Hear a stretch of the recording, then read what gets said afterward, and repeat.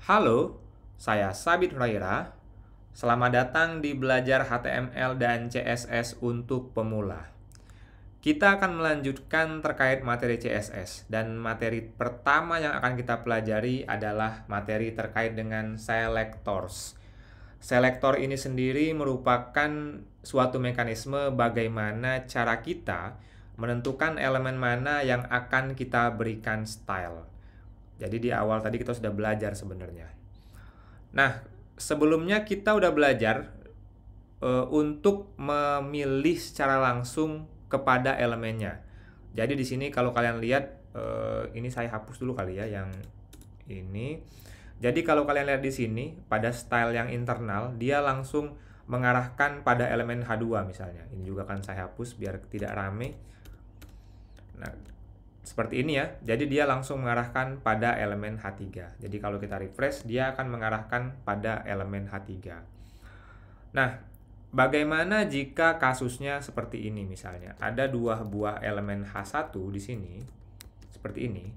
Namun kita ingin mewarnai salah satu saja. Misalnya kita ingin memberikan warna pada elemen H1 yang di atas ini berwarna merah. Jika seperti ini, misalnya kita bikin H1-nya memiliki color berwarna merah, red seperti ini ya, maka kedua elemen tersebut akan memiliki warna merah karena dia memilih elemen si H1. Oke. Bagaimana caranya biar kita bisa menentukan spesifik kepada salah satu elemen saja? Untuk itu kita bisa menggunakan ID. Jadi ini merupakan atribut ID yang bisa digunakan pada semua elemen HTML. ID ini digunakan untuk memberikan sebuah identitas unik pada suatu elemen. Jadi idealnya dalam satu halaman HTML tidak ada ID suatu elemen yang sama. Gitu ya. Di sini kita akan berikan dia nama misalnya H1 red gitu kan. Oke. Higher gitu kan, kayak higher. Jadi di sini menandakan bahwa ini H1 red color saja sepertinya, red color seperti ini ya. Red color. Nah, untuk menangkap selektor ID yang red color, kita bisa menggunakan perintah. Kalau dia ID ya, kita bisa pakai perintah crash. Kemudian masukkan ID yang akan kita select gitu. Di sini kan ID-nya red color ya. Di sini kita menangkap red color, crash red color. Berarti selektornya itu ID red color dan dia akan mendefinisikan warna merah. Jadi di sini kita akan refresh. Nah, seperti ini. Jadi di sini teman-teman bisa lihat bahwa yang berwarna merah hanya elemen yang pertama. Karena memang di sini elemen pertama itu punya ID red colors. Oke ya. Nah, bagaimana jika misalnya saya kan tadi katanya ID itu cuma boleh satu nih di sebuah halaman page, nggak boleh sama ya, nggak boleh punya dua ID yang sama. Gimana? Misalnya saya ingin memberikan warna hijau kepada semua elemen ini nih, H2 sampai H6 yang ada di sini. Oke. Yang pertama kalian bisa langsung menentukan saja, misalnya kalian bisa menentukan elemen H2 seperti ini. Misalnya colornya kita kasih warna apa nih bagusnya? Kita kasih warna misalnya coklat seperti ini ya. Oke. Dengan ini maka ketika kita refresh dia menjadi seperti ini. Nih ya. Oke.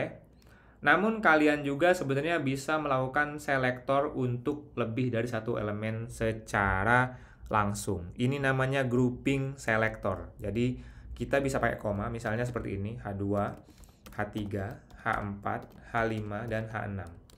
Nih ya, jadi ini langsung memilih banyak elemen sekaligus. Jadi yang diselect itu H2, H3, H4, H5, H6, dan semuanya akan diberikan style color-nya coklat.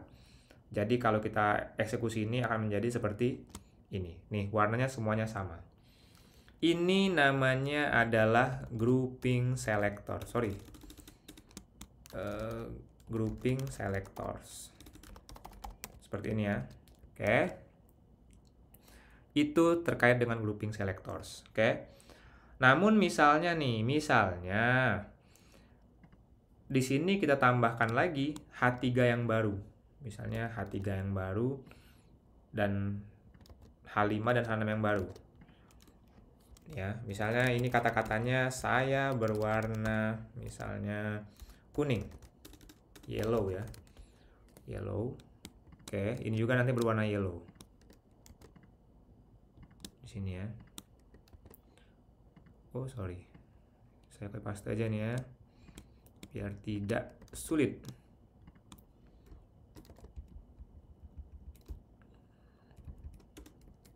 Nih ya, saya berwarna yellow. Kenapa saya kasih saya berwarna yellow di ininya? Oh, ini hilang S-nya. Kenapa saya kasih dia warna yellow labelnya? Karena memang saya mau yang ini berwarna kuning yang bagian ini. Oke. Nah, namun baik H3, H5 dan H6 ini semuanya sudah sama-sama dilakukan selektor. Jadi sudah ada selektor di sini untuk H2 sampai H6 sehingga sudah dipakem warnanya menjadi coklat. Gimana caranya kalau saya mau melakukan setting ketiga elemen ini berwarna kuning, namun dia tidak akan mempengaruhi elemen yang di atasnya. Gitu. Takutnya kan kalau kita setting H3, H5 dan H6-nya berwarna kuning, yang atasnya juga nanti ikut-ikutan warna kuning. Jadi kalau kita nggak mau mengganggu, kita bisa menggunakan yang namanya class.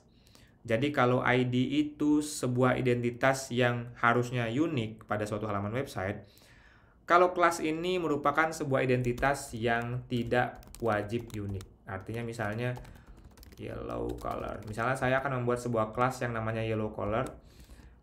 Ini juga bisa saya implementasikan pada elemen yang lain gitu.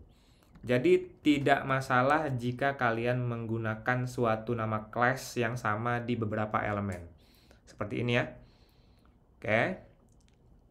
Nah, untuk memberikan style pada sebuah kelas, kalian bisa memberikan, kalau ID pakai crash, kalau kelas kalian bisa pakai titik seperti ini. Titik yellow color seperti ini. Oke. Dari sini kita sudah melakukan selektor untuk elemen yang memiliki kelas bernama yellow color. Sekarang kita akan berikan nama colornya itu yellow misalnya. Nah, seperti ini. Oke. Jadi kalau kita refresh nanti menjadi seperti ini. Wah, ini. Jadi kuning ya. Kuningnya terang sekali sampai kita tidak bisa melihat.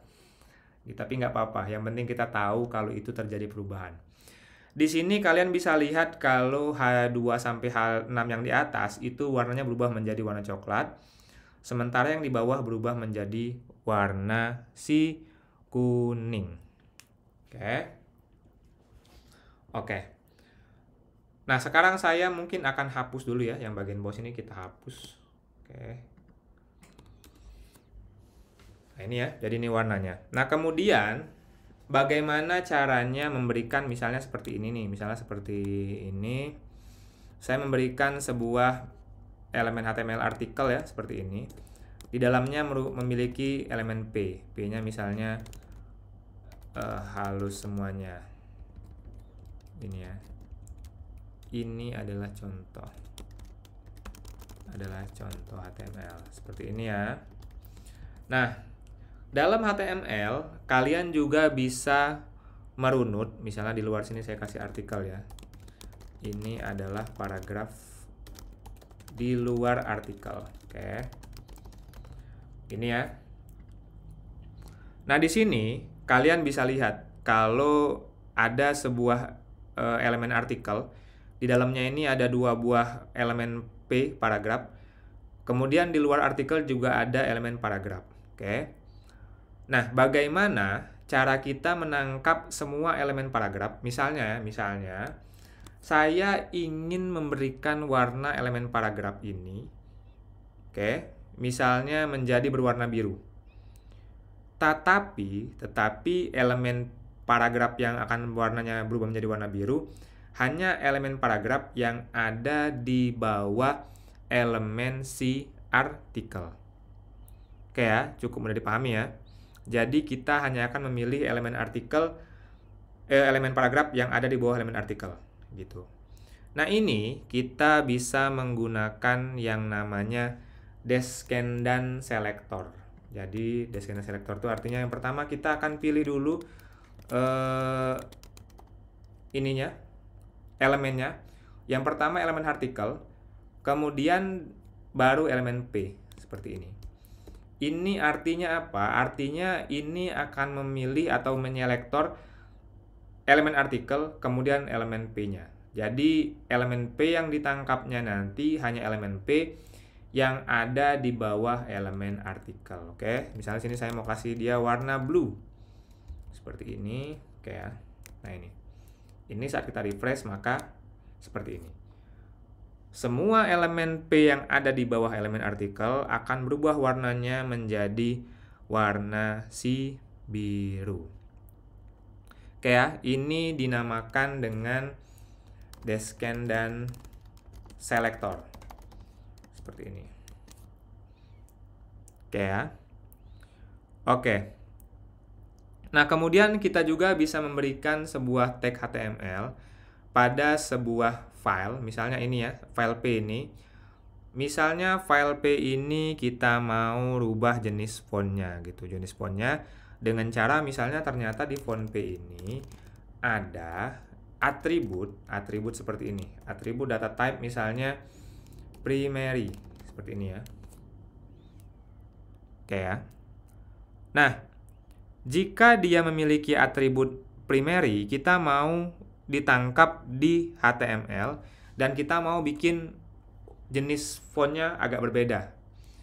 Nah, bagaimana cara menangkap ini? Menangkap elemen yang memiliki data type seperti ini. Jadi ini bisa kita lakukan dengan cara menyelektor seperti ini. Data type primary. Oke ya. Seperti ini. Ini selektornya. Jadi ini selektor dari si ini ya tadi, si data type primary tadi. Kemudian misalnya kita mau kasih dia colornya red misalnya. Seperti ini. Tambahin lah ya, tambahin size, font size, sorry. Font size sama dengan 1.5 em. Seperti ini. Oke ya. Setelah kita refresh, nah ini, maka si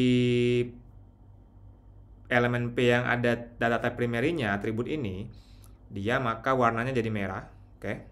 Kemudian font size-nya juga diperbesar. Seperti ini. Nah, itu tata cara untuk memilih si paragraf ini. Oke. Nah, sekarang saya akan tambahkan lagi sebuah elemen. Elemennya misalnya kita pakai ULI aja ya, ULI. Seperti ini. Misalnya ini kita tambahkan nama-nama hewan.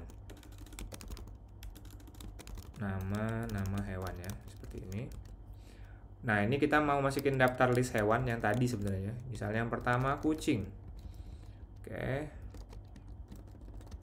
Yang kedua itu ayam. Kalau ada ayam biasanya ada bebek. Kemudian ada harimau dan ada gajah. Seperti ini, oke. Nah, biasanya dalam pengembangan website yang kompleks, kita biasanya menemukan sebuah case. Jadi case-nya seperti ini. Gimana misalnya caranya saya setting elemen li pertama ini harus hurufnya tebal misalnya. Oke, hurufnya ditebelin. Gitu ya. Bisa aja sih kita langsung tempel di sini kasih kelas atau ID. Tapi gimana kalau jumlah ULD-nya itu banyak? Ada ratusan misalnya, satu-satu kita kasih kelas, ini tidak efektif sebenarnya. Jadi untuk hal ini kita memiliki sebuah yang namanya solusi yang lebih efektif, itu namanya pseudo class gitu. Jadi caranya gimana? Caranya kita bisa menangkap semua elemen li pertama saja dari seluruh elemen li dengan cara seperti ini, li, oke ya, li first child, seperti ini. Oke. Nah, ini secara otomatis akan menyelek memilih elemen li yang ada di halaman kita, elemen li untuk elemen pertama saja, first child gitu. Misalnya di sini saya kasih perintah font weight-nya, oke, font weight-nya ini font weight bold sini ya, bold seperti ini. Saya mau dia hurufnya tebal. Misalnya ini saya tambahin ya, ini daftar makanan misalnya. Nama-nama buah gitu kan. Di sini nama-nama buah di sini ya. Jadi ada 2 buah ULD di sini ya, nama-nama buah. Seperti ini. Di sini yang pertama semangka. Yang kedua pepaya. Yang ketiga durian. Yang keempat misalnya duku. Yang kelima pisang.